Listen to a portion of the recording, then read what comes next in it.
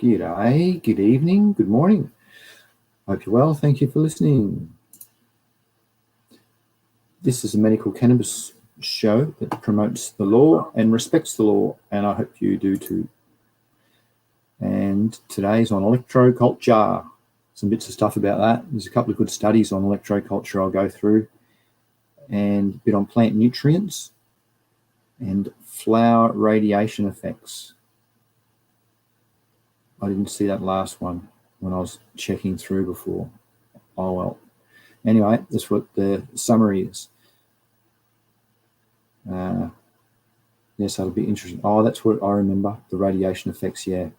There's some different things, yeah. I'll go through some different things and some tools that they use and some new technology that they've come out with that's a bit more efficient, more safer on the product. It's radiating because, you know, licensed producers, they have to install a radiation zapping unit in their facility when they're setting up, or at least they do in Canada and Australia. Righto, I'll give it a bit. Hey, g'day, Aaron. How you going, mate?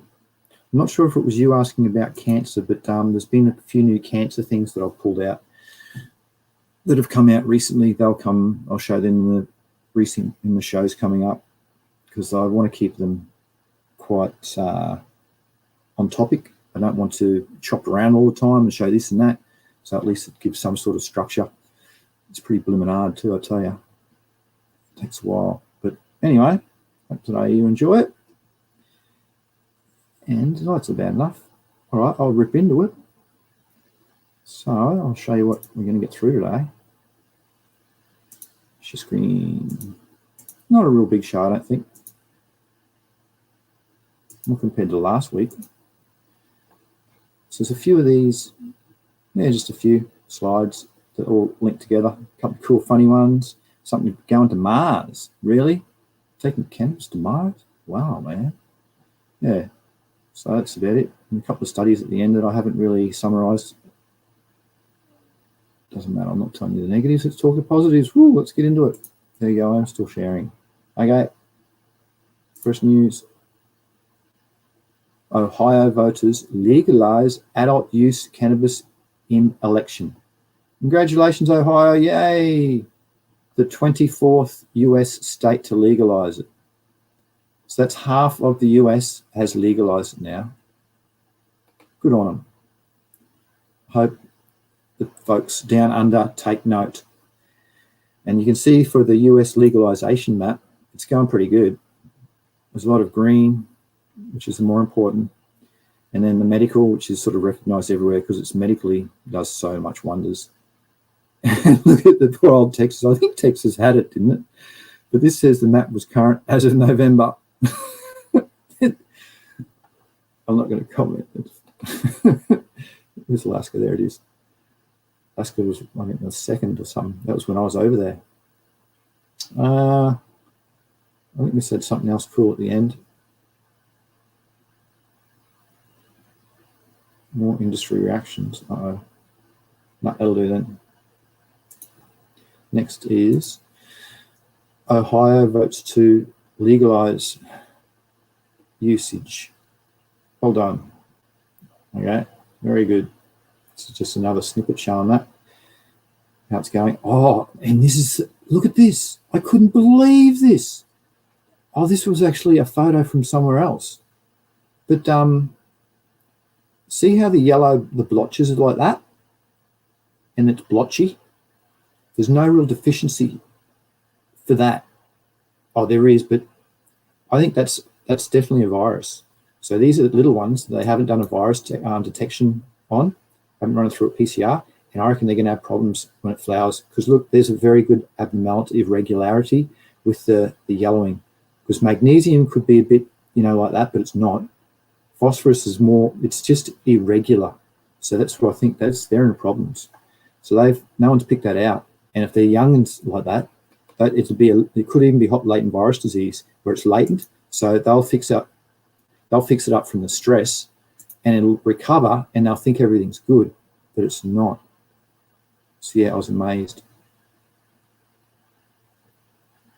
Health regulations. All right, next one. Mycotoxins in cannabis products are a threat to immunocompromised patients, says researchers. Yes. Well, plus people that grow bad or they grow pesticides in it and all that sort of stuff that are finished bad. Not good, but that's what I'm just relaying what this says. Cannabis use, even for medical purposes, could make some people sick due to harmful fungi that contaminate it. Yeah, because in the States, they only test for 2 types of fungi. They're aspergillus and penicillin.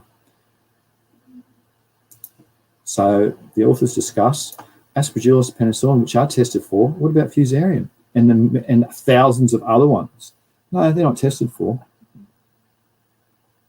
So, yeah, be careful of that. You could be getting, so that's big licensed producers. They don't have, that's why micro growers and home growers are better, because they focus their eyes on it. They look at it daily and all that sort of thing. These people automate their systems, so they don't know what's going on out there.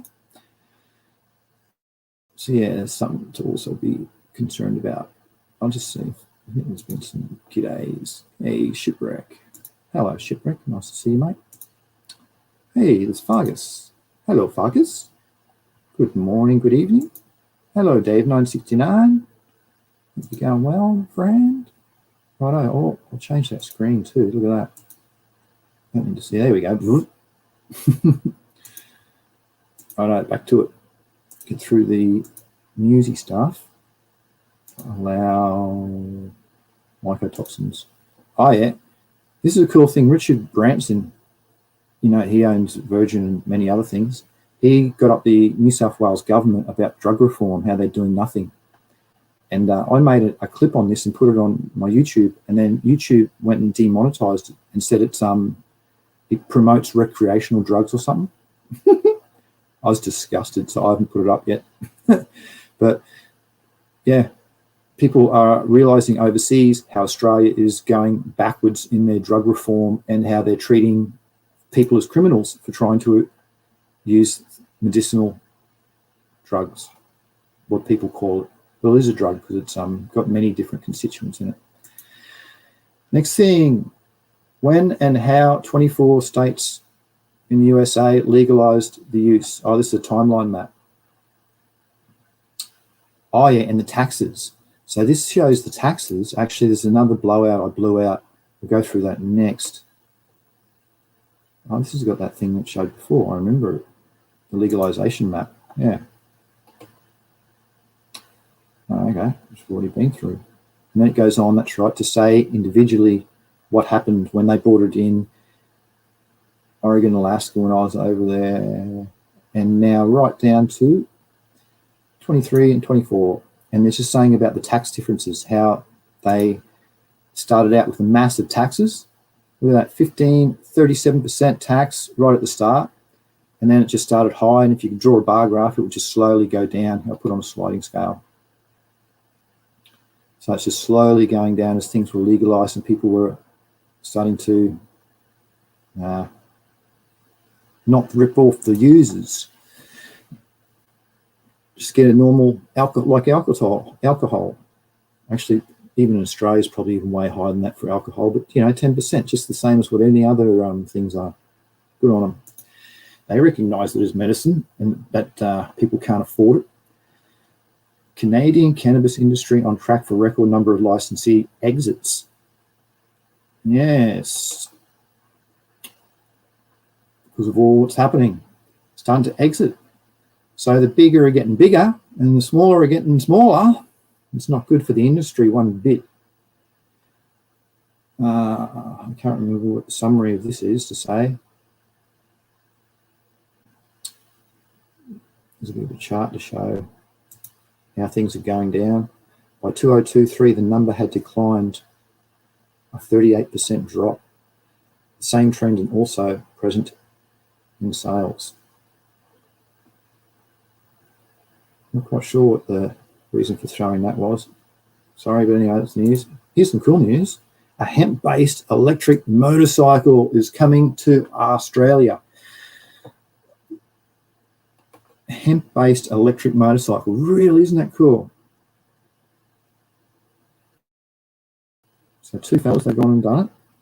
Oh, Kiwi based. That's to hell kill Kiwi folk out there. They put this rad bike together. It looks a bit strange, but it's hemp based. It's the old school style. There it is. Using hemp and epoxy resin, they blend for the bike's fairings. Gives anywhere up to a 50% reduction in manufacturing emissions compared with using fiberglass. Awesome.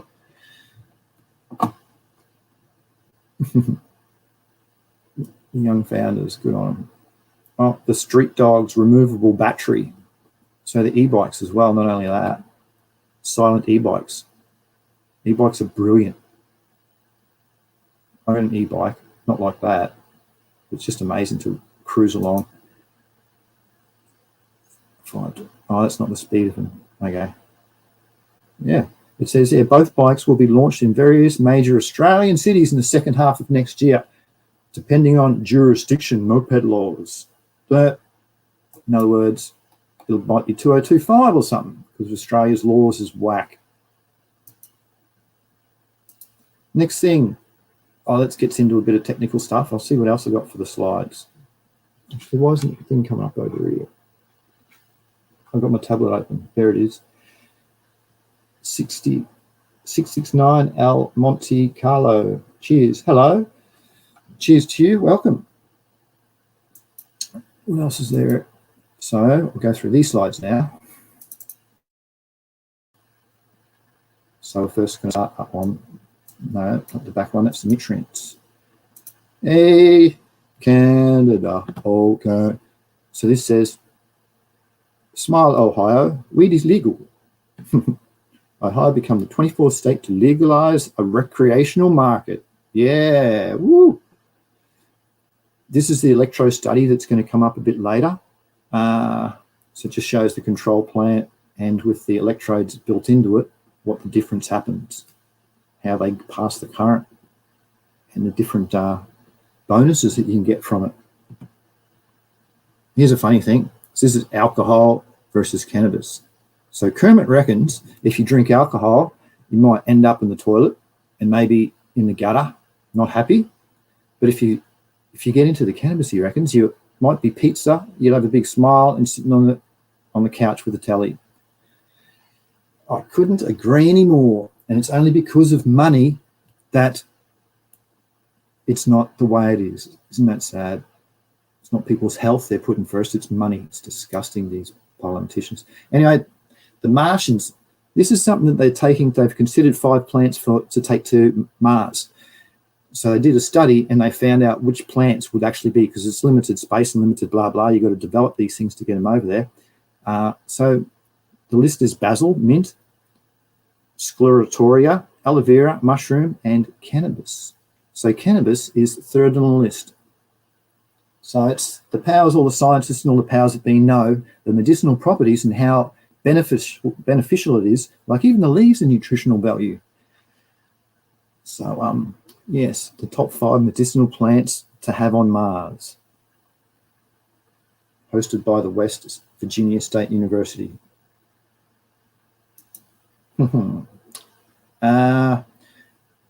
This made me feel a bit odd in the stomach. 5 years ago, this snippet says, this person was extremely fortunate to receive a Winston Churchill Trust Fund in Australia to research cannabis. This is 5 years ago.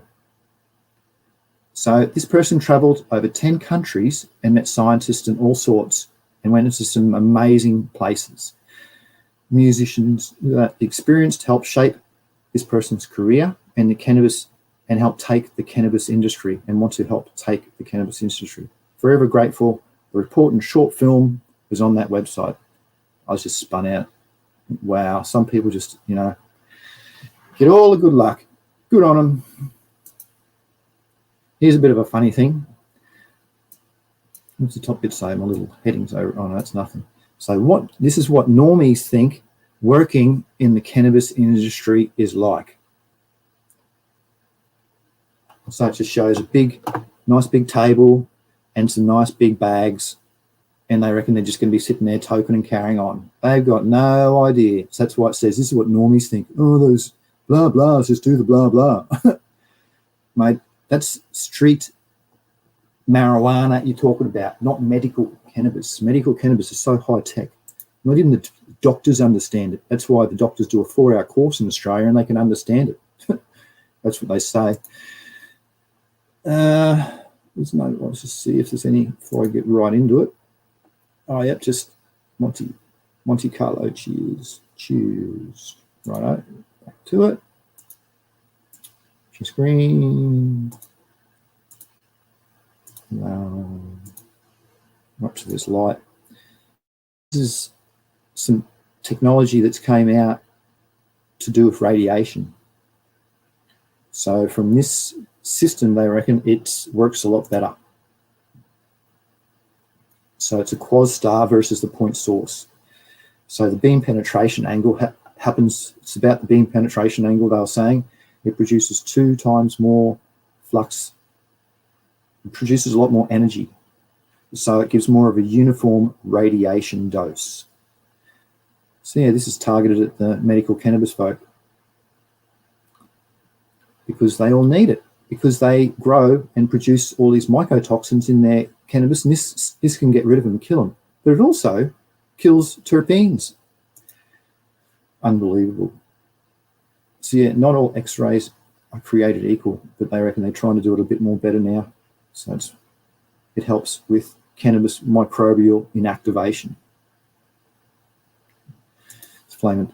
Yeah, that's so much more reason why the home grower should bloom and grow. Because if they fail at the home grow and get some mold or whatever in it, then they'll go and buy it. So Australia should realise this. They think that, oh, they're going to miss out on all this money. Absolutely not. They can create more jobs and more taxes, if anything. So this says 3 nutrient deficiencies that can hinder your plant's growth. I just thought it was interesting. So yeah, thought I'd throw it in. So this has got copper. So the leaves appear to curl downwards. That can be from a lot of things.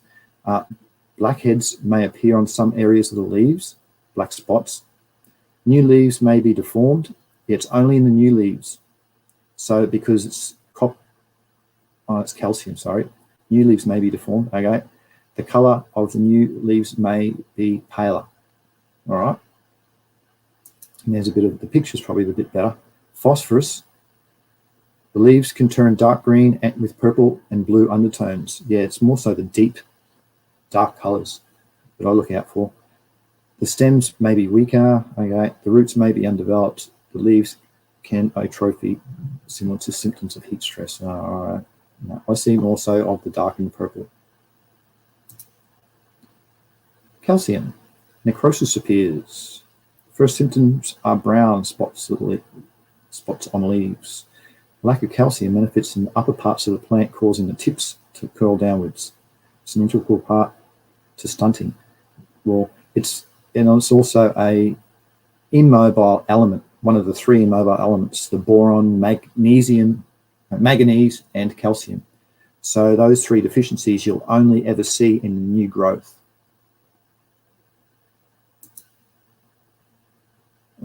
This is a family tree, a cannabis family tree. So it always starts out as CBG, and it's a CBG phylloly. There's over here as well, which is cool. They've added the new V's and the P's and the other things, that O's, the other forms of the cannabinoids that they've found that do different things. So that's added in here. So once they come down, so they'll go to the next stage when they're starting to form. So they start at CBG and they form into their constituents. And then after you add heat, light, oxygen, and time, they will lose the acid part of it and just form to the reactive part of it. Then if you add more heat, more light, more oxygen, time, they can change again. And then you can add chemicals from CBD, which is how they make their synthetics. They chop the tail. Yeah, and I'll just note, I don't support the synthetic cannabinoids. I only support phytocannabinoids, because these synthetic cannabinoids have been banned in 3 US states. So if they've been banned over in there, that's sort of telling me something, telling me enough. The government can't do it. And this just looks pretty, doesn't it? Look at that. I had to put that in. That's just stacked. And I thought, it's time for chopping. But then I looked a bit harder. I thought, because of the the size, I just assumed it's time for chopping. But then I thought, look at all the growth. If there's no real the buds, so the plant hasn't reached its maturity yet, because I thought they had fed it too long. But yeah, you'd definitely be stopping feed from there and definitely just giving water if that was your program, because they'd be close to it. That's really impressive to me. Very nice. That's thick. Like if you had to hold your hand behind that, like fingers down, I'd be guessing that's easy 4 to 5 fingers. Down here is definitely 5 fingers. 5 fingers, you know what I mean. Next, when phytocannabinoid biosynthesis begin in cannabis. So phytocannabinoids begin to accumulate at BBCH9 stage. And what's that bloomin' BBC9H business? Well, that's the principal growth stage, a framework that they've developed. So 0 means germination, then it goes up to 9. So it goes 0 germination, then leaf, then it forms shoots, elongation, then flowering, then ripening, and right up to the end. So by them saying a BBCH of 9, that means right up to senescing and beginning its dormancy till right when it's finished. So phytocannabinoids begin to accumulate at the last stage. This says no phytocannabinoids are observed until peroxyl transferase gene is transcribed. Right. Well, from experience, gee whiz, I didn't read that too well. It happens when, as you know, from day 18, I see it. So I just have to test to see what's inside of them. But from my belief, that's when it happens. It's a shame, didn't read this. In cotyledons and as the first pair of true leaves, the major cannabinoid is CBCA, okay? That's how it appears, they reckon. And where's the growth days? There's no days. Okay, I didn't read that too well. I wonder where that was sourced from. Next, cannabinoids and breast cancer. Do they work or what? Well, phytocannabinoids do good things, but synthetic cannabinoids reduce THC, reduce nausea, reduce, okay, but the phytocannabinoids do work because they can have anti-tumor effects on the cell. So with the CBD plus the THC mixed, it can halt the cells and it can reduce them and apoptosis them, which is killing them. It works really well. So this is just a little snippet to say how well it works regarding breast cancer. Breed for quality is the heading of this one. This just shows how they do selective breeding. So you go and do a crop out, and then you'll selectively breed, and then use that next time. And their marker would be their morphogenic expression, because they're here, they're looking for just a sort of certain uniformity. So they're going to pick it up, back cross with that, and it brings out the desirable trait that you want. Electro-culture, looks like we're up to that really already.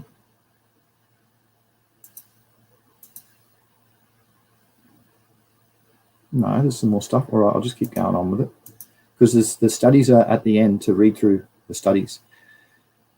So what's this say? Some of my connections. This is a snippet of what's going to happen later on, and that's a little article where it can be read at. Low current around roots boosts plant growth. They're showing with a little resistor and little amounts what it actually can achieve.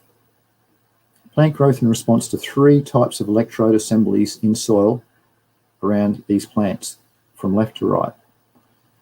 Okay, it just shows the difference. I'm going to go through this a little bit more in detail later on, but they found that it speeds up photosynthesis and increases stress tolerance. That's the summary. I just showed that one at the start.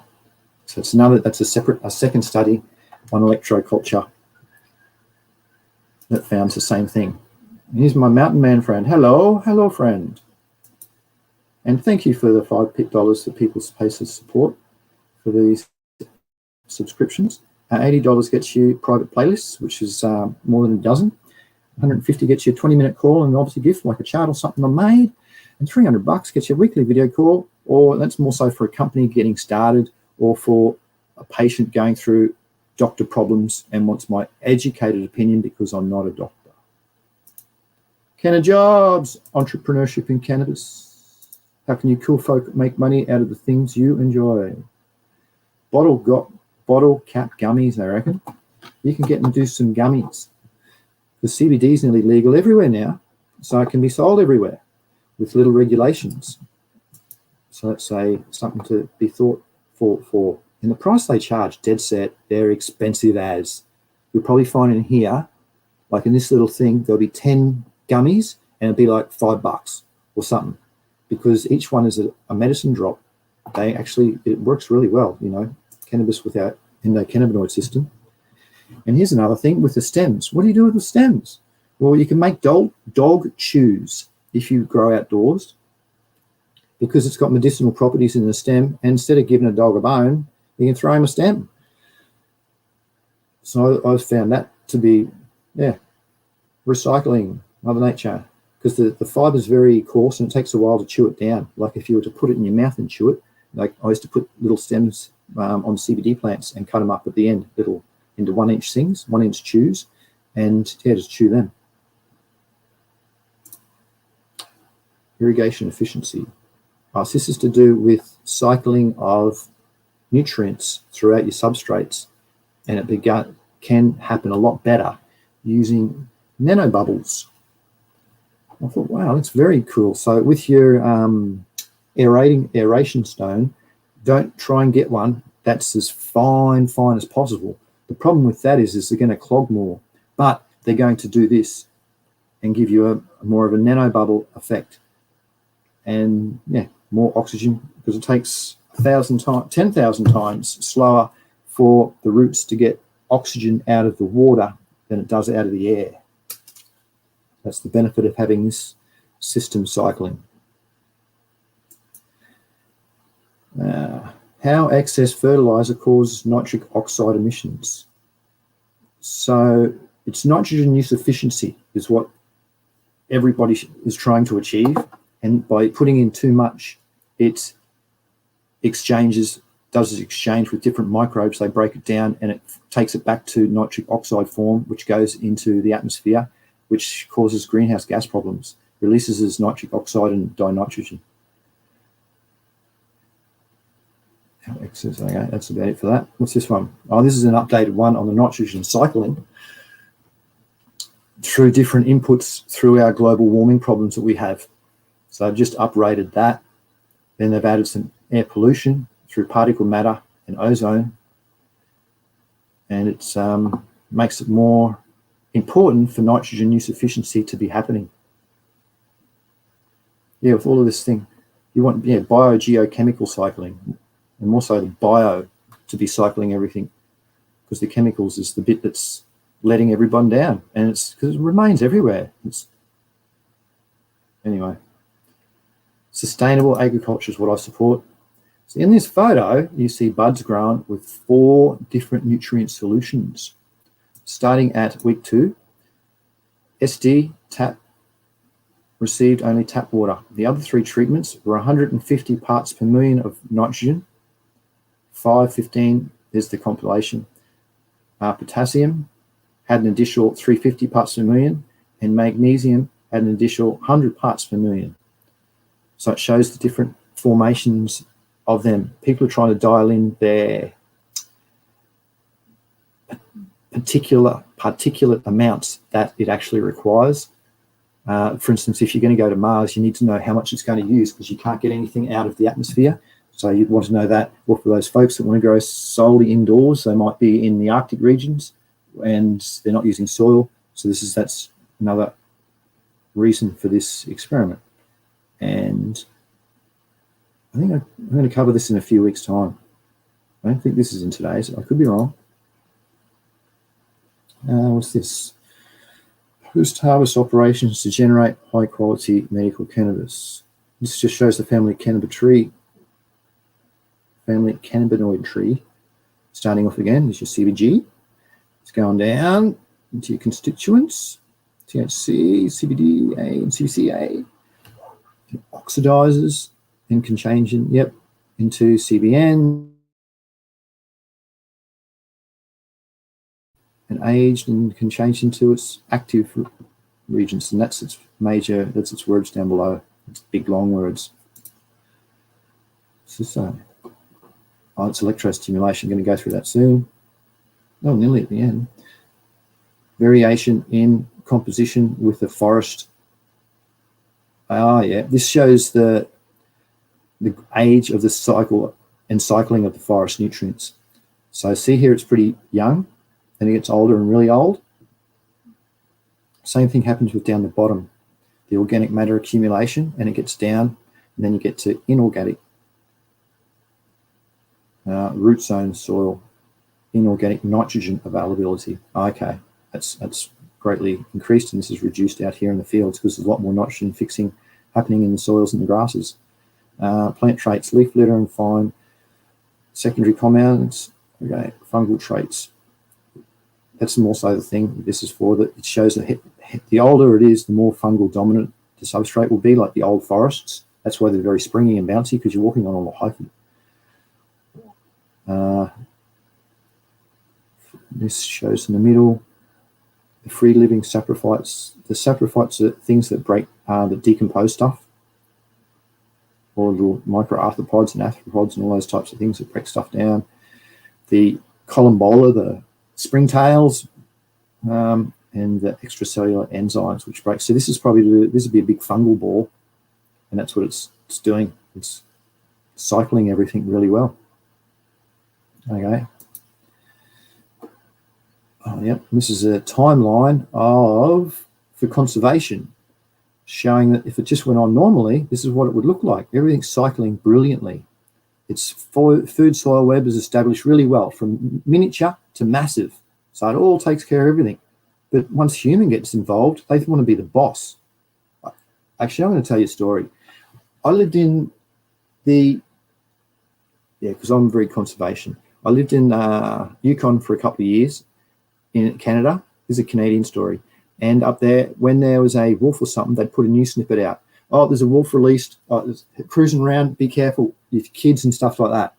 But in BC, where I lived for 3 years, there was a mountain lion, because it was on the property, and so I told someone, and they said, what?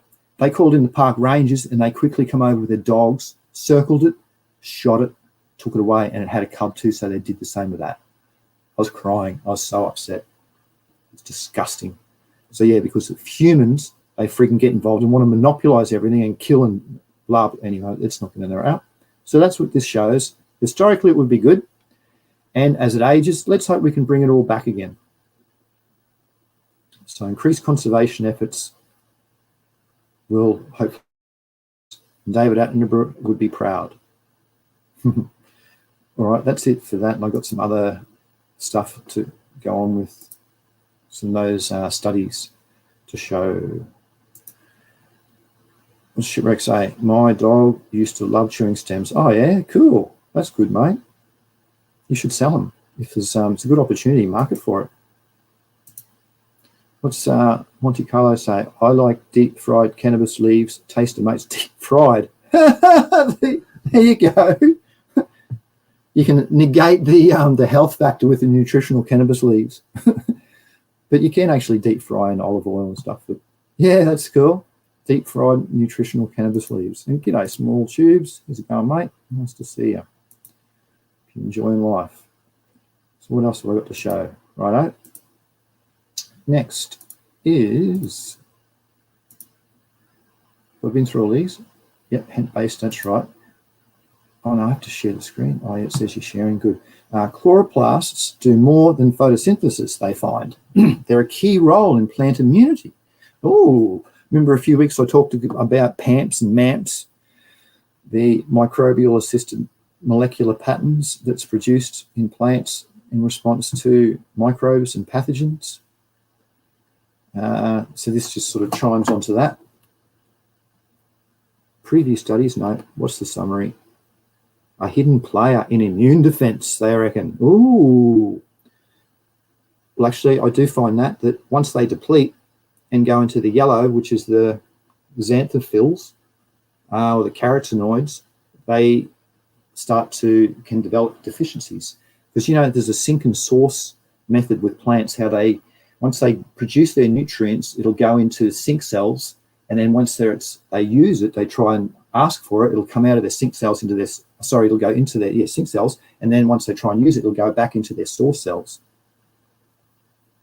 That's how anyway, I'm not going to go into that. It's a different route, sink and source cells, but they find that the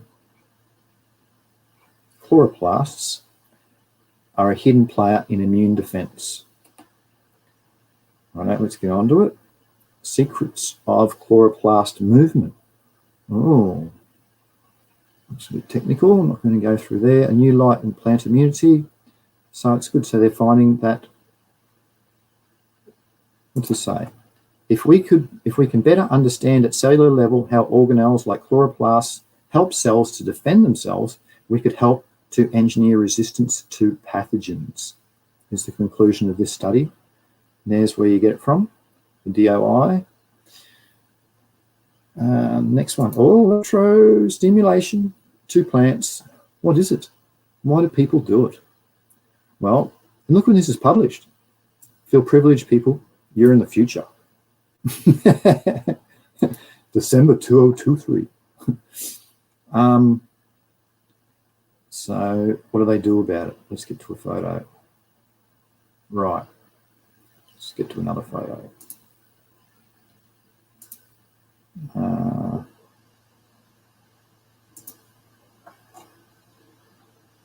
Where was that good one? Was it this one? That was the experiment. This one. Okay, when you're ready. There it is. Still sharing. Good. So what happened? So after they rigged it up, they put some millivolts onto the roots and to the surface and put a little charge through it. And that resulted in an upregulation of water transportation, more stronger and healthier plant. You can see on the left was the control. It helped with biomolecules. It helped with an early flowering stage. And I've been so much about that ELF3, the early flowering gene, and bringing that out because that is such an asset. It also helped in resistance to environmental stress. And a strong, where's the bit about, oh yeah, and the upregulation of water ion transport from the photosynthesis improvement. So it's overall in general, it helped a lot. So that's what it actually is. And then I'll just go on back to the study now. See what they say. So this is that study written in the future.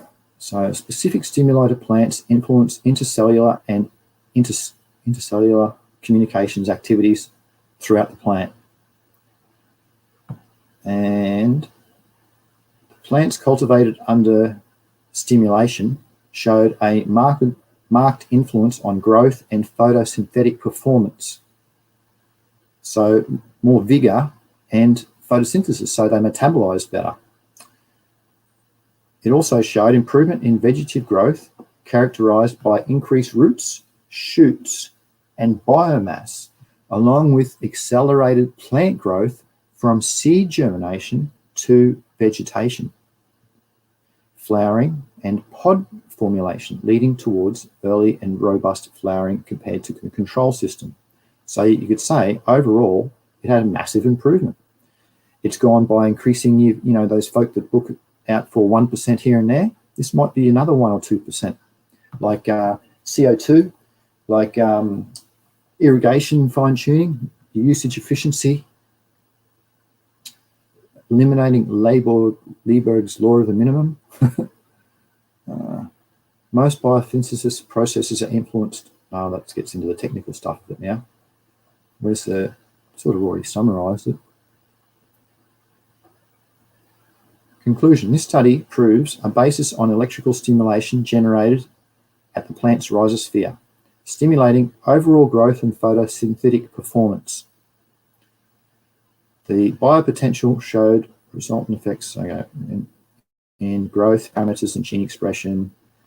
It acted as an elicitor for plant growth by development secondary metabolites. Yes, so you expect your secondary metabolite profile to be a lot higher. So those growing indoors, they might find this is going to be in their biosystem.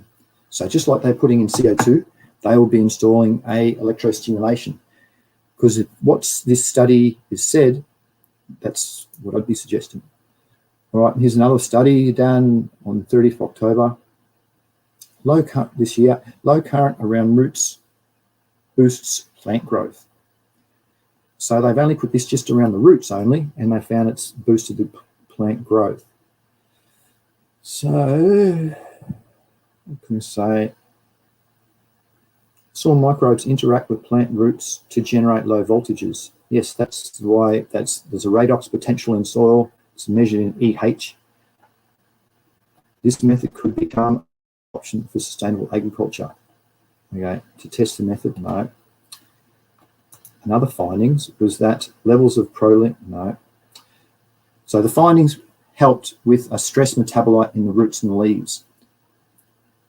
From this study, it also has attached itself to the last study with the same traits happening.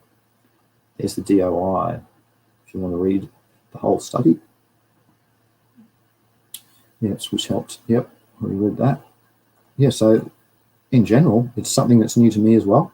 And from these few studies, it's very promising. What's this? There's a couple more here, up here. Oh, yeah, response to medical cannabis to magnesium supply at vegetal growth phase.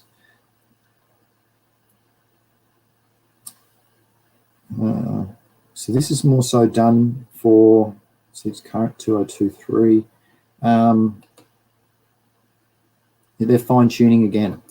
So if we want to try and do precision agriculture and really dial things in extremely well with your monocrop, so you'd only grow one cultivar and really learn what it loves, and at different growth phases, at 8 growth stages, what it needs, and dial those numbers in. So if you're not going to go the organic route, which I support, this synthetic route, which is how people do things, but there's 2 great ways to grow. So this synthetic route is just dialed in under these. I think there's 2 studies here. This is magnesium. Next one's phosphorus. So I'm not really going to touch on them much because all that they're doing is they just go hardcore into it. They do plant tissue tests with soil tests at the same time at different stages and see what properties are inside the plant. Just like this diagram shows. I'll see if I can zoom in a bit. See, again, it's just got concentration levels. So this study isn't really helping you. This study is really helping a person that's going to design a grow setup or a company looking to design chemicals for medical cannabis. So therefore, I'm just going to touch over it because those big people that manufacture chemicals, they should already have their own scientists going, doing their own things. I'm not going to try and help.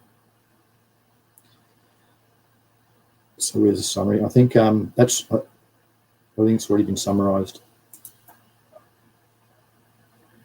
The levels are certain amounts at certain growth stages they find, but it varies on cultivars. So you've got to do these tests at different cultivars to see what levels you get. So that's the conclusion. So what's this next one? The highs and lows of phosphorus supply in medical cannabis. Effects on the cannabinoids, known and morphophysiology. When was this done? 2021, it says. Where's the radiation effects one? Plant material and growing conditions. Okay, so yep. See, all these vary because each cultivar, each chemovar of medical cannabis, it varies in its growth. It needs different things. I've had nitrogen pigs, potassium, pink DB, that's pink death bubba. That's a potassium pig. It's the first one to usually grow if you're going to not do a monocrop, do a polycrop or multi-crop, growing various things. So this is the same thing that was shown, same same one of the tests that was done before, just showing different concentrations, what effects it has on the plant. So again, it's not really designed for us. You know to read the leaves. That's how growers work. You read the leaves and you learn deficiencies. There's not many of them. And if you have problems with them, just print them out. Have them on the walls and you can easily refer to them, because that's the first thing you'll be going to try and, first you go to your pH to see if that's the reason why you've got your deficiency. And then if you've got your deficiency, you'll learn what it is and mix up 100 ppm foliar spray of that nutrient and see if that works. And if it doesn't, then you'll investigate more and find you've probably got a disease or a virus and there's an underlying problem. That summarizes that one. We're done, everybody. Is that really it? How long have we been going for? I'm still sharing. I'll stop it there. And how long has it been going for? 45 minutes. Not quite an hour. Oh, that's right. I can. Today was on plant nutrients, so I'll touch a bit on nutrients. Unless there's any questions coming through, and they're not really coming through at all. So, plant nutrients. So there's 17 essential and 2 beneficial nutrients that the medical cannabis plant needs. 3 of them come from the air, which makes up 95% of its constituents. So the other 5% come from your NPK, CalMag, sulfur, silicon, and even your, where's that chart? Instead of me, I've got the chart on it. It's in this section because it's a RAD section. Oh, please don't prove me wrong. It's got the percents of it. Oh no, it's not there because it should have come up. Anyway, I'll just have to go and you have to believe me. I'm not going to go and find. Is that it there? No.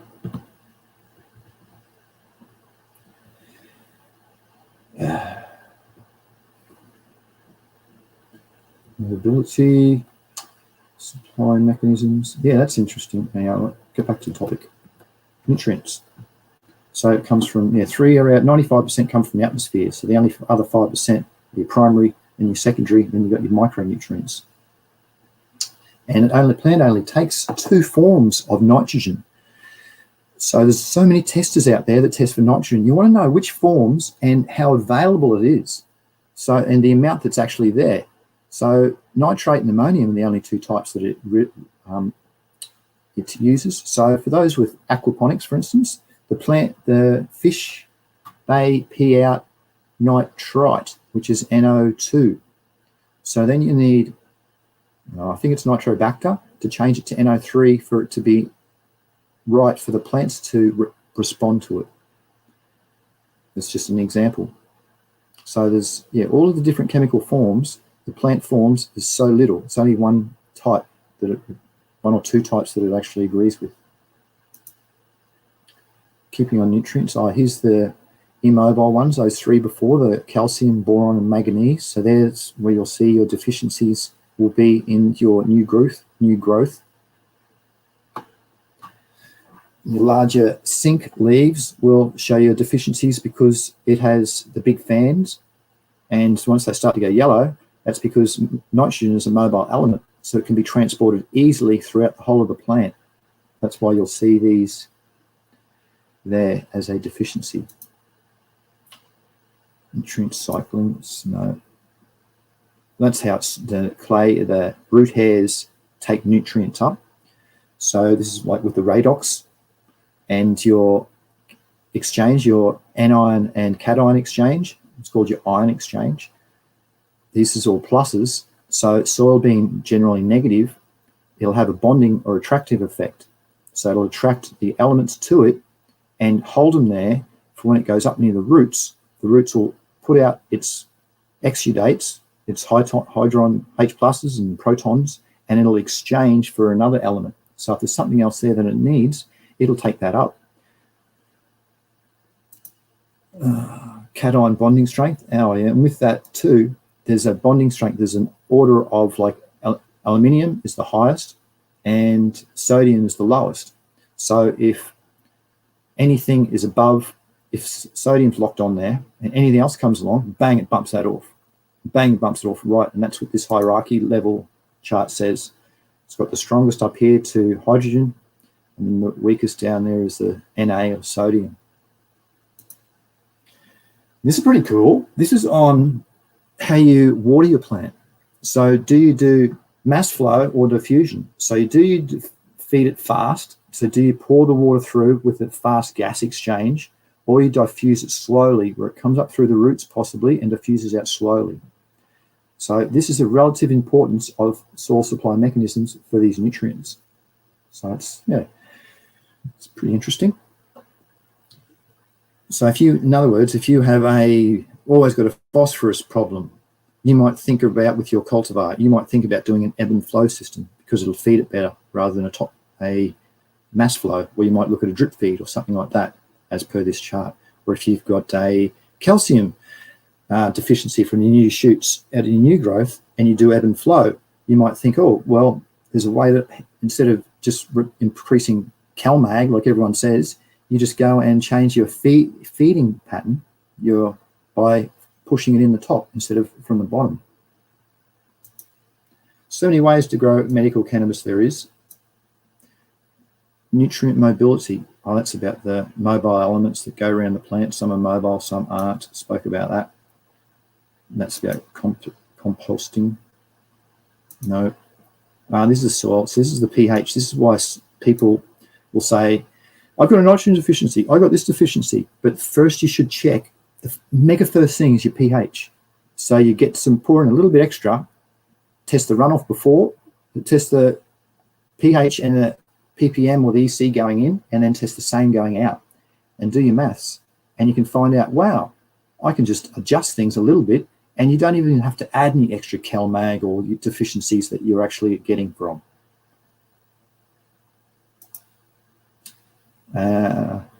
Inclusive overview of soil dynamic to plant nutrient relationship. This is showing its exchange process. I'm not going to go into it because there's a lot of it.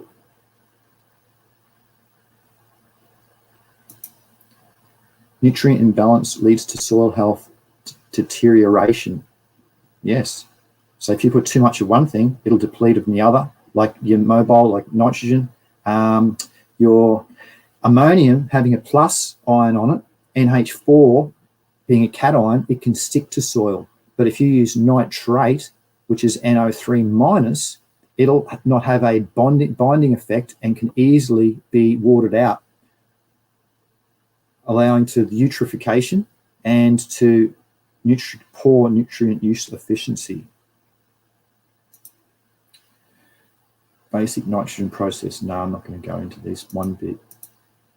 I just wanted to go and give you an overall forms of nitrogen. Yeah, see, there's so many different forms, but the plant only recognizes 2 out of those 10.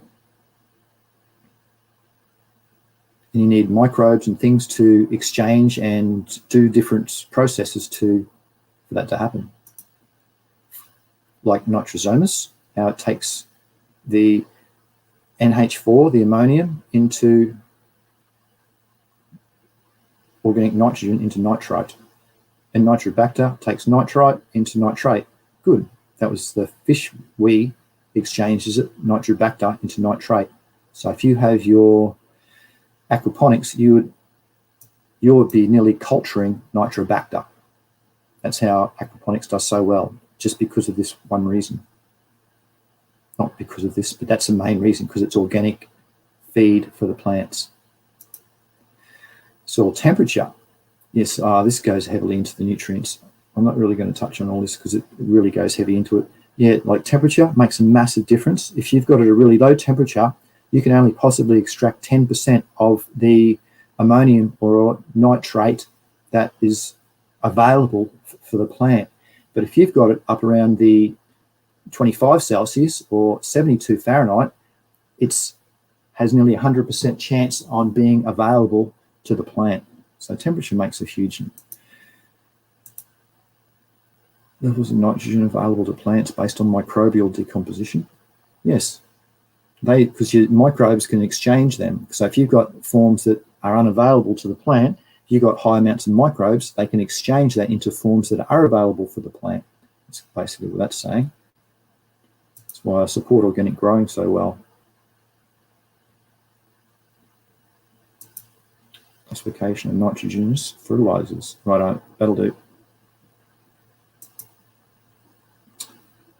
Any questions?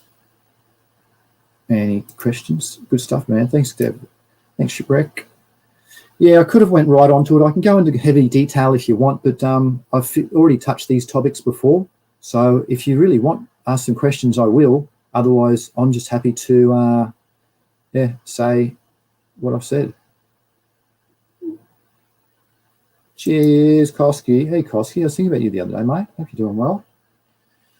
Hope you're doing very well. Yes. Come right at the end. Atomic Spoon. Hello, Atomic Spoon. How you going, mate? Good to see you. Infinite Wonders. Nice to see you, Infinite Wonders. Yes, please ask some questions because I think I'm at the end now. Oh, really? I'll just add as moderator. If you come in a few times and you're a nice person, I'll give you moderator stuff. Like I just changed to Small Tubes because I've known him for years and I'm surprised he wasn't a moderator. See ya, Infinite Wonders and Monte Carlo. Yeah, everybody's welcome. And more questions, the better, because I really enjoy helping questions because that can focus me on different topics because otherwise it seems like I'm talking to me. Very interesting. Thank you for your feedback. Fargus, great info as always. CC, thank you, mate. I try hard. Yes, so the Electro-Culture, wow, from those two studies, it's definitely an asset. Really, really good asset. That's what I can pull out of today's, really. And let's see what's going on next week. Actually, there's not much going on next week. Share screen. Oh, we got a question. I'll come back to that. You beauty. I like the questions. Next week is, that was today's. I'm pretty sure I went through it all. Oh yeah, there's those two PDFs. Yep. Next week is, it's an open topic next week. That's right. And then the following week after that is extractions, because I'm running out of stuff to put in because I've kind of covered a lot of stuff. I've nearly, 1.5 years I've been doing this, and I don't really want to put in slides I've already shown or talk about things I've already talked about in too much. It's just the way I am. Because it would make for those folk who always like Dave's 1969, the other cool folk that tune in all the time, they'd be, what, you've already covered this? So yeah, this is a cool extractions one. So I'm going to go right into detail about extractions. Are they safe? Keef, rosin, isolate, distillate, cooking, all sorts of different ways that you can do extractions in a few weeks. Because now I thought everything becoming legal, everyone can really store it well. And cannabis, medical cannabis stores poorly. So a good way to store it is in oil. And most of us use it for a reason because we want to get the benefits out of it. So if we've got an opportunity, that could be taken advantage of. So I'll go through all that sort of stuff. Here's a question. Is it easy to create an electro setup? Good question, mate. Let's have a look. The answer to me is it easy? Yes, because you're putting, this study too, it costs, so you got to buy this study. It's $51 to buy it. So let's see how they do it. So for those who are interested, go back and pause it and go to this DOI and you can read what I'm reading. But let's have a bit of a quick look because it's all to do with millivolts. It's, yeah, you want to set up a generation of electrical field with an average intensity of 100 to 150 millivolts. So 1 volt, like your 9-volt battery, for instance, or your those AAA or AA batteries are 1.5 volts. So they're 1,500 millivolts. So you need to set up something with 10% of that. So you'd need to put a resistor in that would chop it down and that would be, and then put that in series with the circuit, and do your VIR. This will help you. It's you draw a you draw a triangle. VIR, Ohm's law. Now, what can I put in here? I don't know. That put me off showing all of my search stuff. You put in, you have to work out a resistor size. All right, I'll stop sharing. I'll put in resistor size. Hang on, I'll get back into the today's snippet, so it looks all right. So I just saw that then, it didn't look very good. Where is it, this one? Infinite Wonders, yeah, laughing. That's good, I'm glad you can laugh. It's good to, at least I can create some humor. So I'm looking at, so resistor size chart, there we go.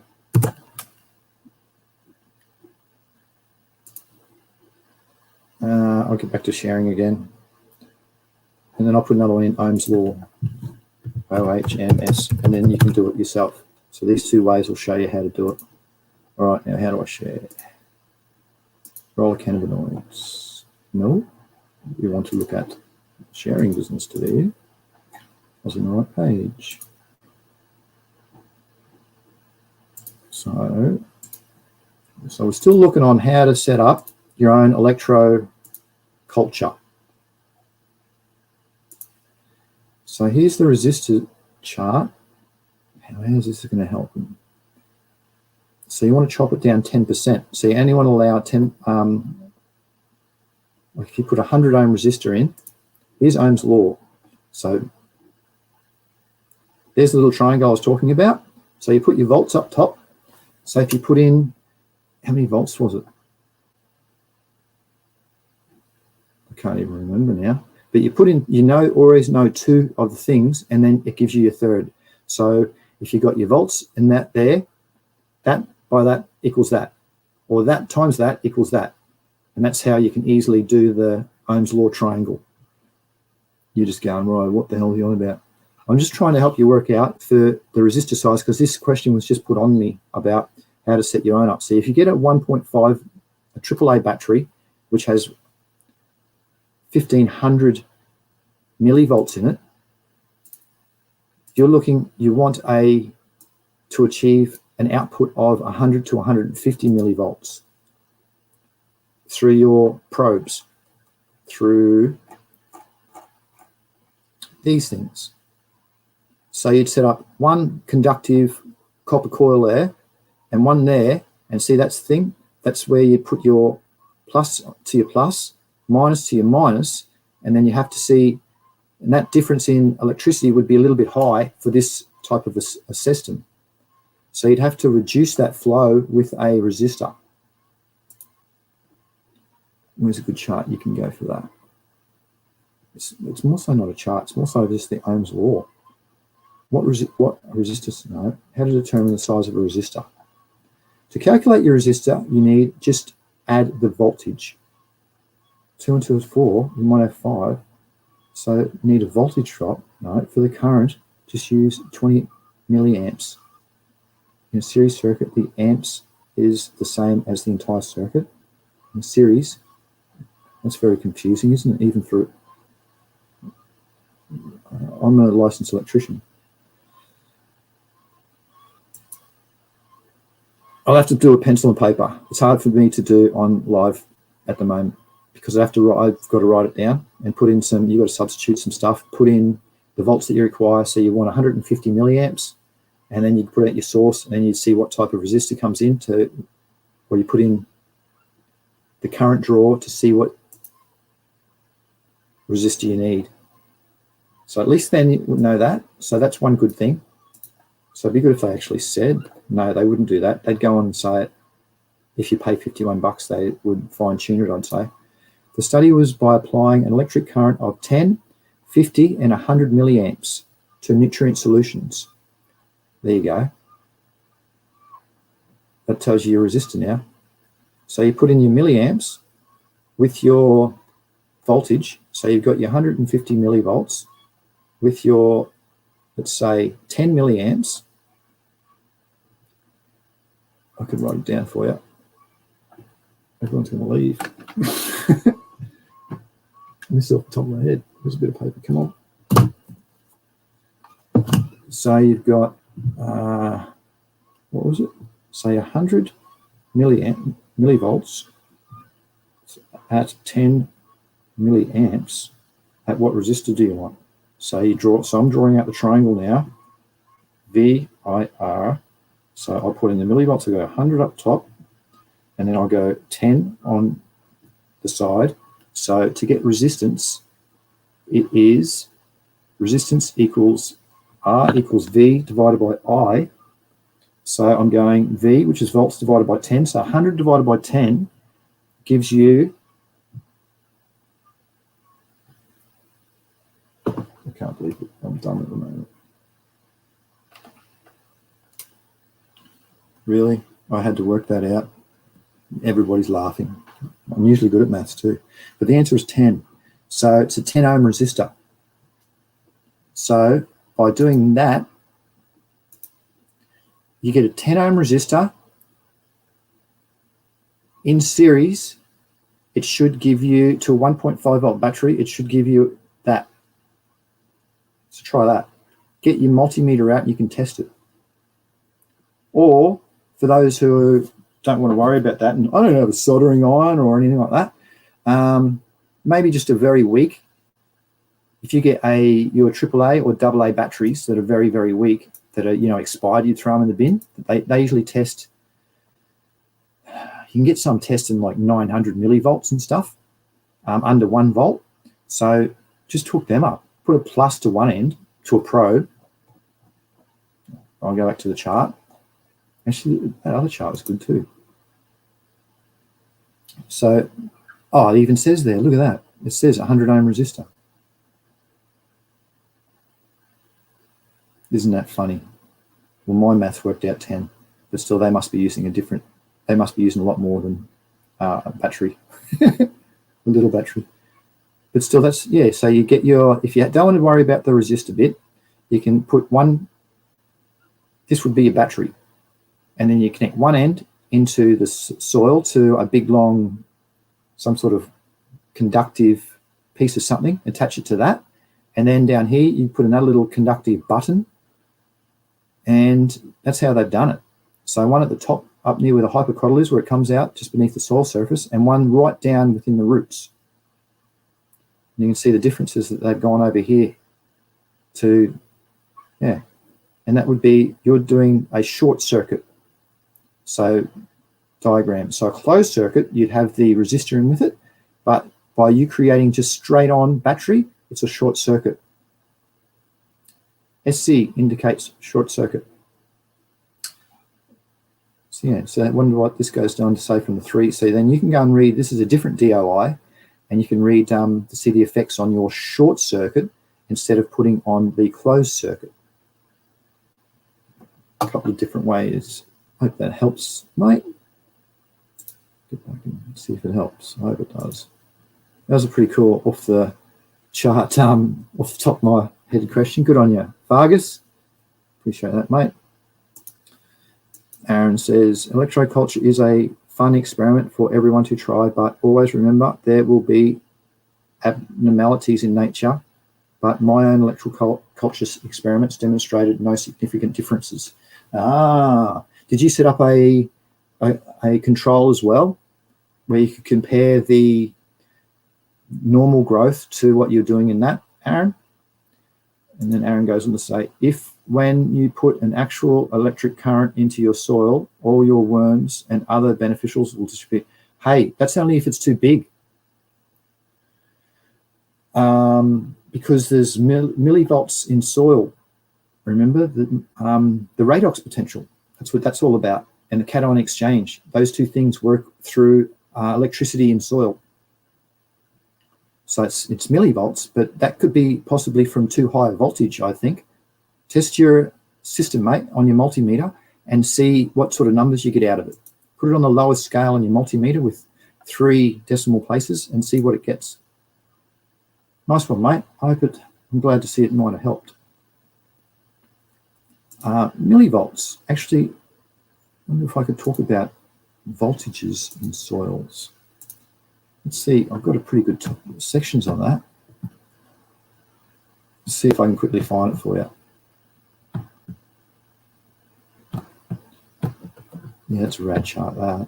Still stay on topic. Stay on topic, come on. REDOX, cation exchange. Actually, I know about them, where they are. I've got heaps of stuff like that. Yeah, I'll find them. You lucky folk. All those extracurricular activities you put me through.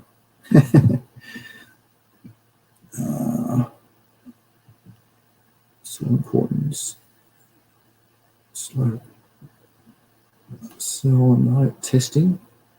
No. Righto. To go to another one.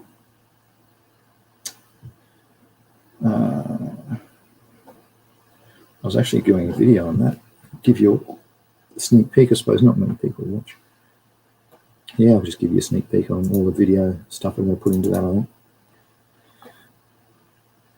There was a cation exchange when I was making, I'm sure. I remember it. So I can't see it now. There it is, ion exchange. Oh, there's nothing in there.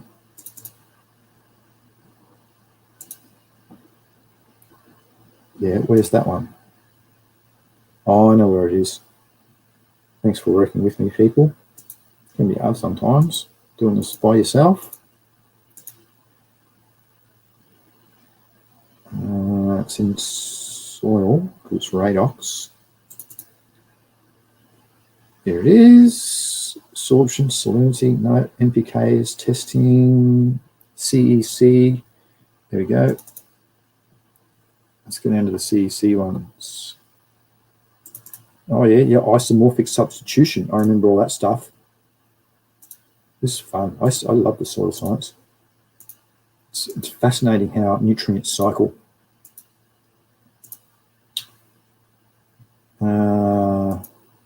Soil science. There's different types of clays you get. Sources of charge. Maybe I'll go back to the start. Soil colloids. No, let's get on to the charge. Predominantly negatively charged.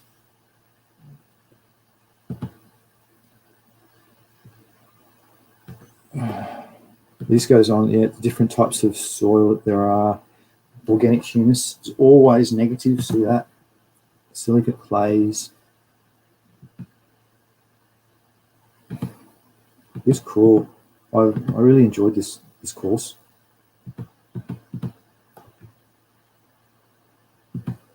Fascinating, so clever, that teacher. What's his name? Dr. Chakraborty. Come, let's get on to the interesting bits. Voltages, saying voltages, Micah, good on you. X-ray, no. Types of charges. The two types of charges arise in soil colloids, a constant or permanent and a dependent or variable. And both of them, well, the constant or permanent is to do with clay, and the variable or dependent is to do with pH. So we're going to get in with, I'll just skim over them because really the question that you're asked isn't answered here, but this might help. Constant charges. Negative charges arise when charged cations replace higher charged cations. Yes, like aluminium comes with magnesium, the charge changes because of the bonding strength. Positive charge arises when a higher charged cation replaces a lower charged cation, like when aluminium replaces magnesium. And then the variable charge, not get into that. Dependent pH charge.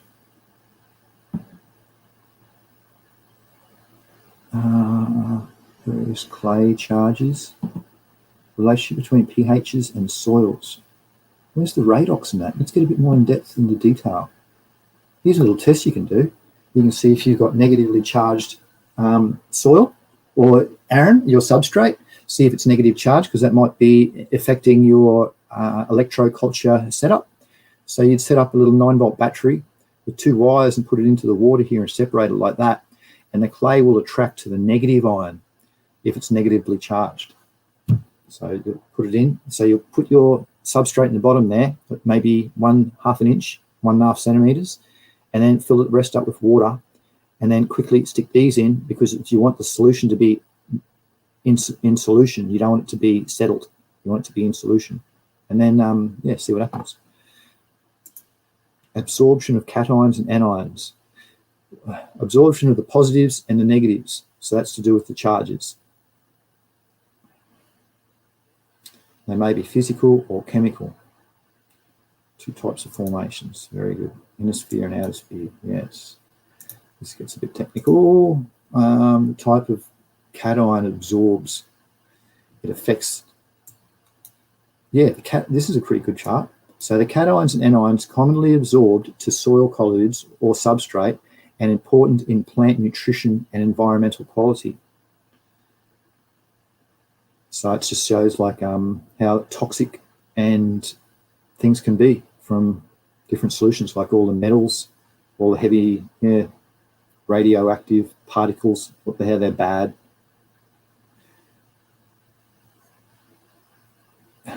Yeah, that'll do.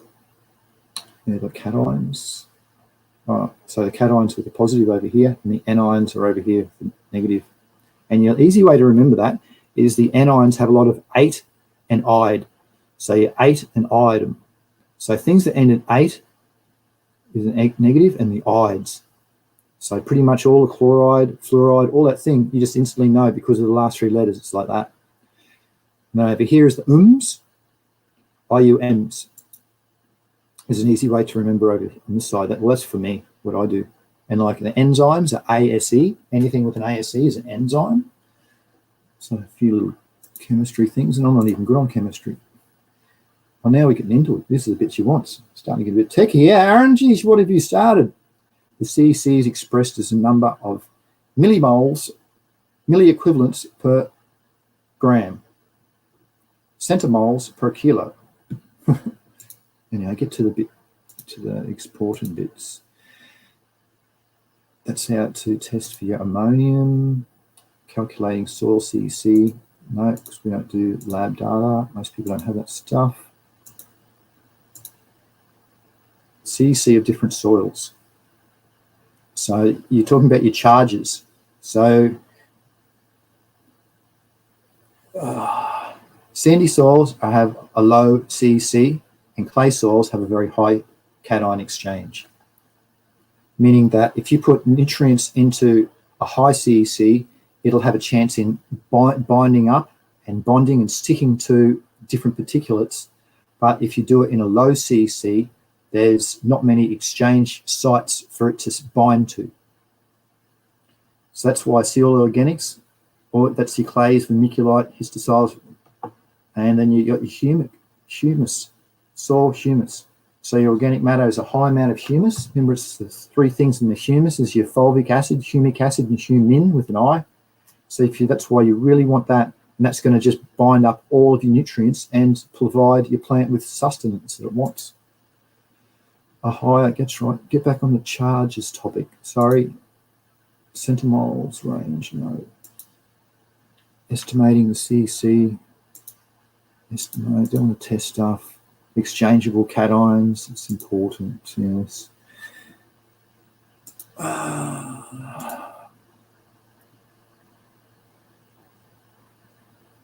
So what's this? This half circles are loosely held with soil. So the root will take cations from the soil in exchange for its H+ or its protons. So after the root puts it out, so see the roots here, it's putting out its protons, it's going to exchange them for something else. So remember I was saying before, if it's things available next to the roots there, it'll do the swap and it'll get what it wants. But if they're not there, if they're not bound up in it, it can't exchange. It'll just go and keep lowering the pH by adding these protons to the soil. Let's get to the technical now. anion AEC generally decreases with an increase in the pH. So the anion exchange capacity generally decreases with an increase. That's what this is showing here.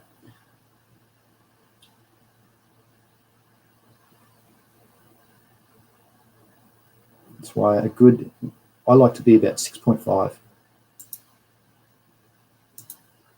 Weathering and CEC. Oh, right, get on to it. Absorption of pesticides through the ion exchange capacity. So this is also how pesticides can stick through hydrophobic compounds on organic matter, especially when they'll charge them up, the pesticides, to stick for a purpose. Examples of absorption. The equivalent was done by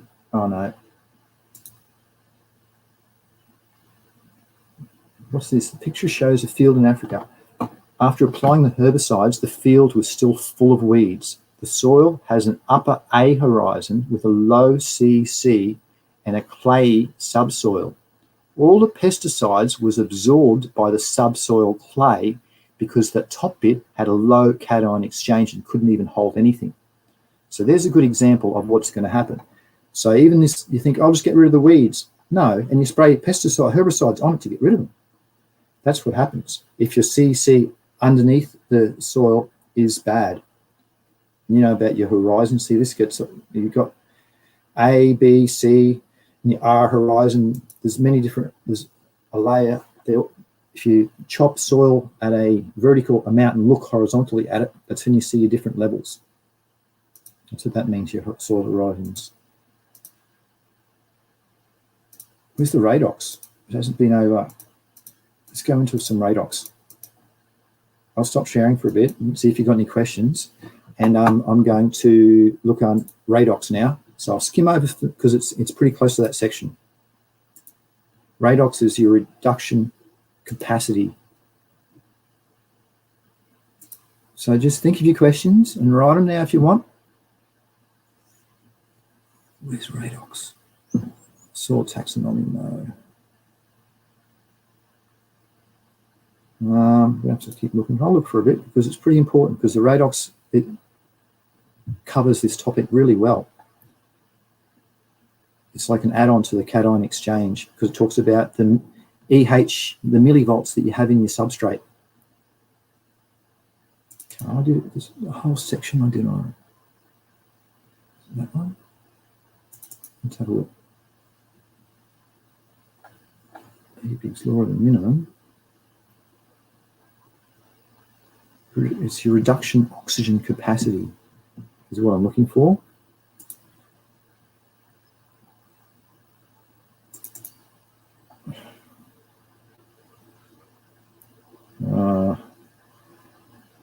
It's not would have hit me in the face.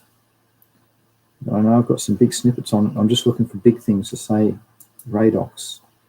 Because I'm sure I've got some real big things on it because it's very major. Organic molecules, what's under that bit? Because it's to do with that.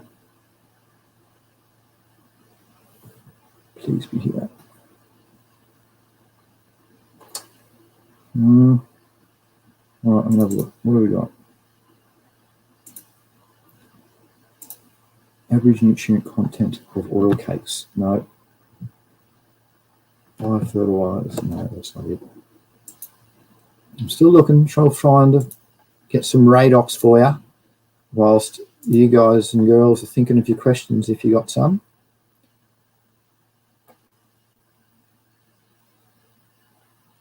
Soil testing, soil quality.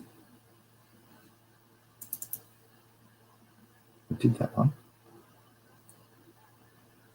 Good and bad soil. That's another topic in itself. Where's reduction oxygen? I'll look harder because I've got a fair bit of it. Just don't know what course it was under. Sure it was on one of the soil courses.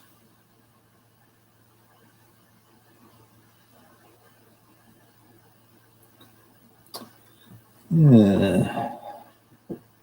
Science principles of seed technology, no.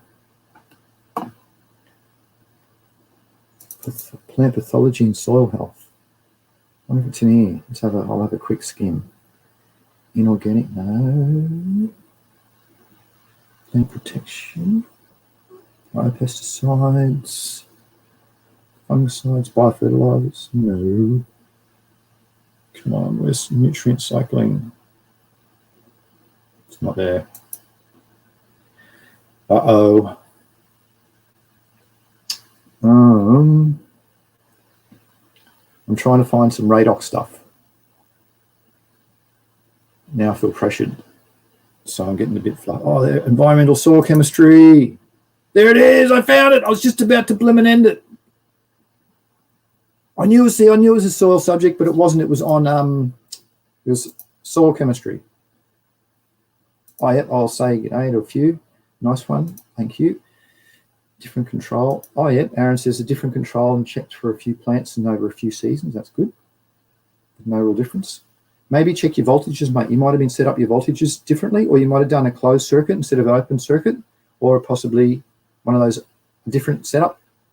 Remember there was showing 2 before that were in there. Hello, Danae. How are you? Thanks, daylight savings. Yes, I don't like daylight savings either. Blimmin' thing. See, it's humans again trying to manipulate the planet.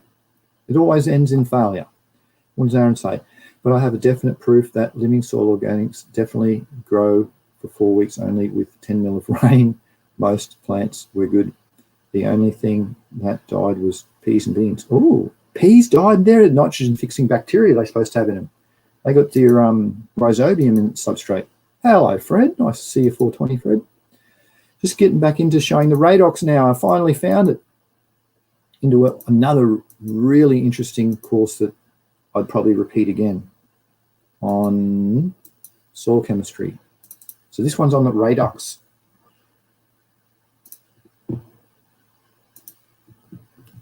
Oh, the growth balance differential hypothesis. Oh my, this is why, the reason why organics is better is for that reason. That's what I quote. The growth, and I say it wrong, the growth balance differential hypothesis. There you go. You can see it written here. I'll always say it differently because that's how I remember it. It's because of bottle feeding to surviving for itself. You know, that's what I'm here to tell about, here to talk about. REDOX, the oxygen and reduction potential. So this is, yeah, it's got your charges, so you can oxidize things where things change their value, or you can reduce, and you can reduce them, which they change their value as well. REDOX potential is measured in EH, and if you want to work it out, you can by a maths formula. I don't do maths on the show. Selected reduction half-lives. Okay, so that's some different potentials. You can mix some different things together and you'll see what your different outcome is. This gets on. I'm not going to talk about maths actually. Reaction of soil oxidants can be defined conventionally by this maths formulation. Again, get out of maths. As you see, it's all to do with maths because it's a number system. EH and the relationship, this pH relationship, PE in soils. I'm going to leave, I have to duck out and do a pee. I have to go to the toilet. Give me a sec.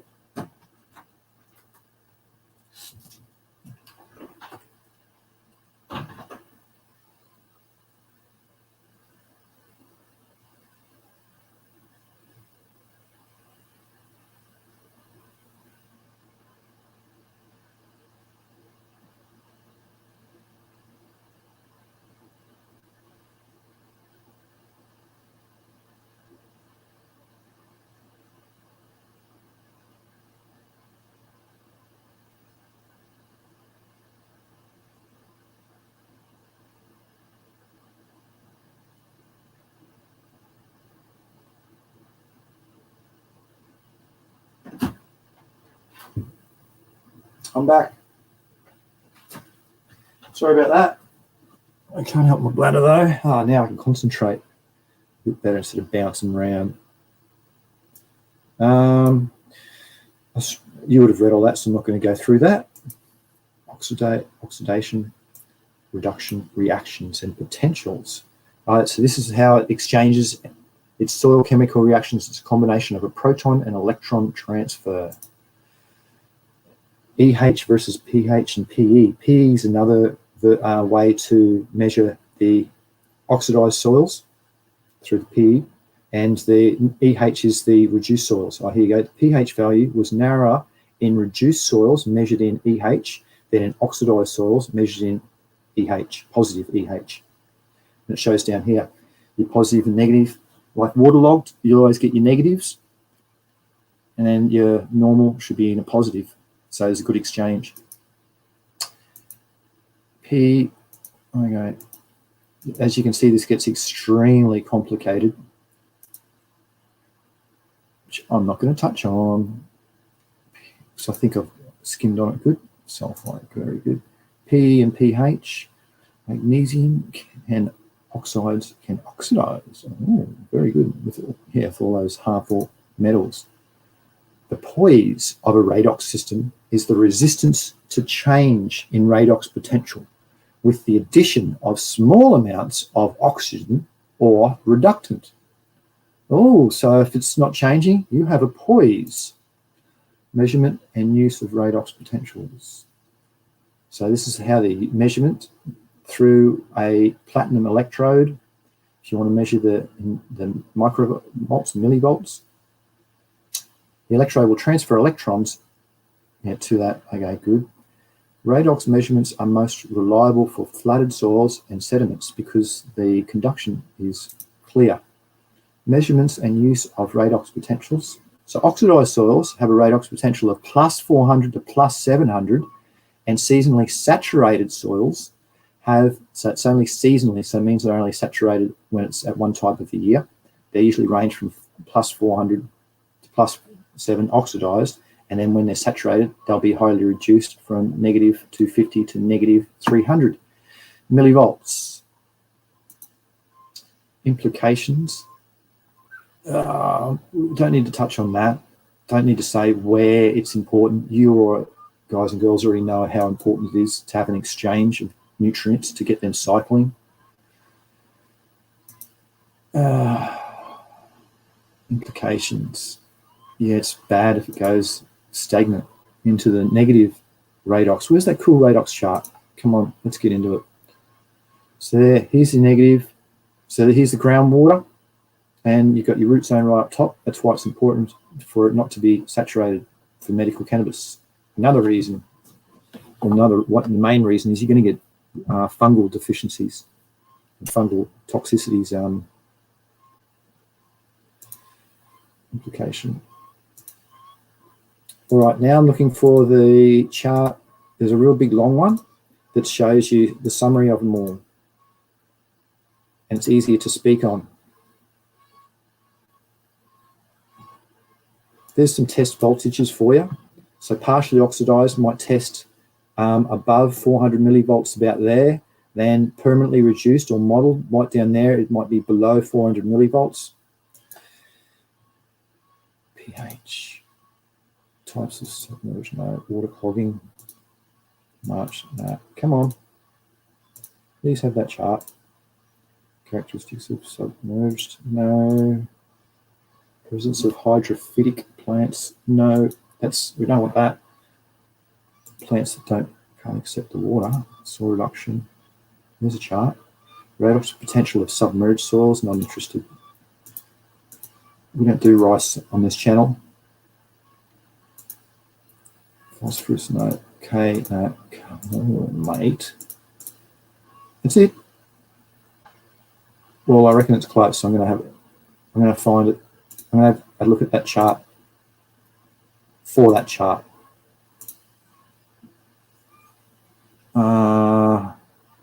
Soil chemistry. All right, I'll show you all these things. I've been showing this for a while.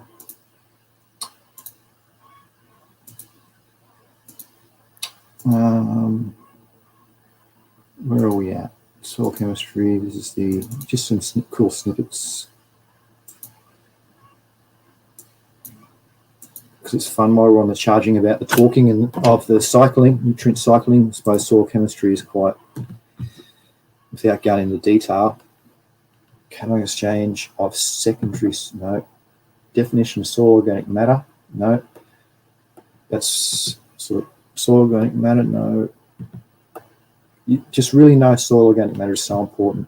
See if you can see here out in this, say a truckload of soil, or in the nature, big truckload of soil, then you'll scale it down to this little bit, and you'll scale it down a bit, and out of this little tiny bit is the microbes. So they don't make up a great section, but they're extremely important to make the diversity and to cycle things. They make up a huge amount. Oh, this is in relation to mineral particles, okay. So yeah, because soil organic matter is supposed to be very rich in its mineral particles. Yeah. Functions are exchanging. This is rad. So look at this. Here's a question I'll get off this bit. So is a forest more fertile, or is grasslands more fertile? Because this was an eye-opener for me. And you think, well, when I go to collect stuff, I'd like to go to the forest. Everything's decomposing, it's a lot older, all that sort of stuff.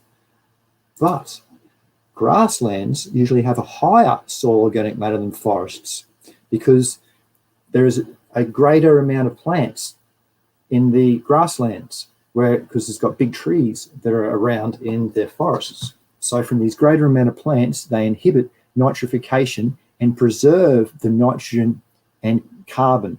So a higher humus synthesis and base status of grassland soils promote the ammonia fixation by lignin. Isn't that interesting? Topography, no. Carbon composition of soil organic matter, no. Well, it can change a lot, but anyway, properties of humus. Oh, this is how you can see it yourself. So you can see the real dark stuff is the humin, and then it goes, the darker is the humic acid, and then the lighter yellow stuff is the fulvic acid. So they're the humic substances of humic. Functional groups. No. Try and relate it to today's show. So just contribution to soil organic matter. Metal, compensation on metal transport, no. Any metals are bad. You know, medical cannabis is a bioaccumulator. So if you get any type of metal in there, it's going to absorb into the tissue, and it'll hold it in the tissue, because there's various holding points in the tissue, the vacuoles, medioblasts, different protoplasts that it can hold it in, and it'll store it there. So if it's taken up at the time in the buds, you'll be consuming it. Soil organic matter on clay. Contaminated, no. Column displacement test. Centrifuging test. Hydrolysis. Speciation of small soils. Oh, yeah. Concentration, no. Ion activity and activity. Ion activity. Absorption. Adsorption. See that? No B there. AD is on the top and AB is inside. So add, it goes to the top, adds up. So I remember it. And ab, it just absorbs like a sponge. Here's an experiment you can do. Fuse double A. This might get into the, oh, the stoichiometric. Zeta potential is the, as you can see, it's of the soil colloid here, it's the bonding strength. You can summarize it like, it's how strong it is. So you can see all of the negative, and then all the positives are sticking to it. And out here, they're not really sticking because it's already taken up in the middle. So it's nearly like a magnet. So it's, yeah. Here's a summary of what all that says. Timescales. So how fast does these chemical reactions happen in the soil through the redox potential and the cation exchange and anion exchange. So remember, the cation exchange and anion exchange equals the ion exchange. So look at the ion exchange. It can happen in microseconds up to minutes, up to nearly an hour. So microseconds it can happen. Isn't that fascinating? Where things can absorb, so they can be adhered or sucked in through tissue, dermal tissue and things like that. It can take up to months, right down to microseconds. So that's why on the outside, the exchange for foliar applications works. Gas exchange in minutes. So it's, anyway, that's how it happens. Mineral solution and mineral crystallization. So it's time scale, it happens in years. It's so long for minerals to form. But through these processes and microbes, it can happen so much better and quicker. So that's why growing with microbes and organics is a nutrient-rich outcome. Organic contaminants, no, I'm not going to touch on that. Half calculations, homework. Here's some homework for you. Would you make some homework? No, man, I don't want homework. Inorganic and inorganic pollutants. No. Now I'm going to touch on nitrogen cycling of nutrients. Hey, yeah, I'll tell you something about phosphorus. Just say it in here, just so I get the numbers right. Here's the 50%. High concentration we found. After you do a test in the soil, only 50% of it's used. Usually 50% is remaining after a grow of phosphorus, because phosphorus is high and comes out of DNA. So all your microbes and things have it all mineralized already in there. So it's just going to be broken down and it can be made available to plants. Remember too, there's two types of phosphorus, and we want the, this just threw me off. I was hoping I was going to say it. We want the first type, not the second type. Can't remember it now without looking at it, because all this is confusing me. I'll just get to something that's relevant for medical cannabis. Salt. Righto, this cycling of potentially toxic trace elements. So applications of fertilizer, different organic biopesticides, mining residues, automotive emissions. Did you know that carbon monoxide, what's that, CO? Oh, it's CO. I think it is. That inhibits, I'm trying to picture this chart that I got, this slide, inhibits a growth pattern in plants. So if you live near a freeway or something, that's why your plants could be lower. Or a good suggestion to work with it if you're a breeder, and create a CO tolerant cultivar. And you can patent it too, because if you're in Australia, there's not many medical cannabis patents that are actually, there's only a handful that have been done. Effects of trace elements in plants. So yeah, that's kind of like that chart that I showed before, just how all the bad heavy metals are extremely putrid for medical cannabis because it's a bioaccumulant. So all of these things can be absorbed and held in the plant tissue.